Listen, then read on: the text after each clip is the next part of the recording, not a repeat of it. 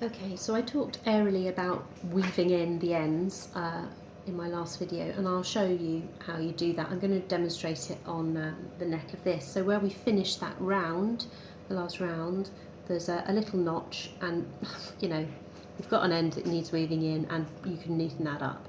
So I'm just going to show you how to do that. Okay, so I've simply put the ends that came off that row onto a piece of yarn. I tied a knot at the end of that row right as close as I could to the stitch. You can see that there. That kind of encompasses the last stitch. So it's nice and secure, it's not going to start unravelling. But what I want to do is to close that notch. So I'm just going to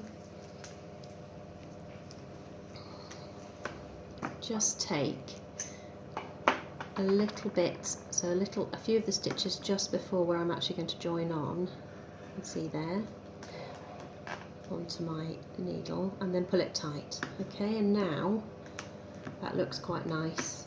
I'm going to make it look just slightly better by going back in to the knot that I had made and pulling again. So that looks really very much like it's just a straight line now. And then I'm going to deal with the fact that that now needs to be knotted by doing a couple of very short stitches on the inside. So I'm just going to pull it through there, and then quite close again, just through there. Okay, so just below where that neckline actually is, you can see that. So this is on the inside. Okay, and then I'm going to do my knot there, just as you would normally. I like to be really secure about this stuff. I guess some people might just weave it straight in, but I like to have a knot in there, just to stop it from sort of unravelling if it ever got pulled.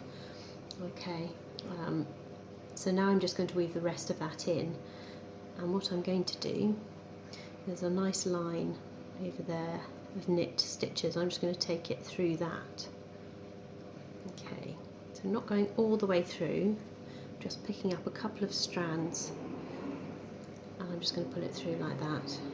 Okay, so there's nothing on the other side, it's just there. Okay, and I'm going to do that for a bit further down along that same line, all the way down to the band of pearl that you had just there. Okay, and then what I'm going to do is I'm going to put it just slightly through like that, and I'm going to cut it. Embarrassingly, I don't have my scissors, so I'm going to bite it.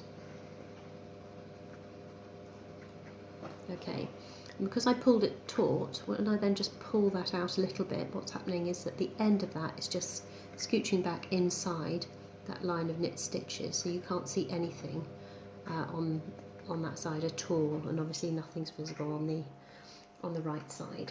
So there you have a perfect neckband.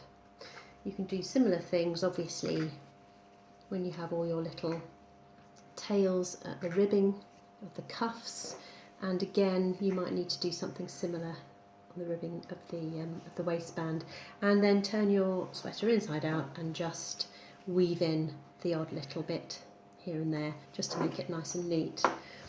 The last step is to block this, so that's really just wetting it slightly, either with a spray or with a damp cloth, and then ironing it out and making sure you've got it in a nice sort of flat manner. People do pin things and things like this.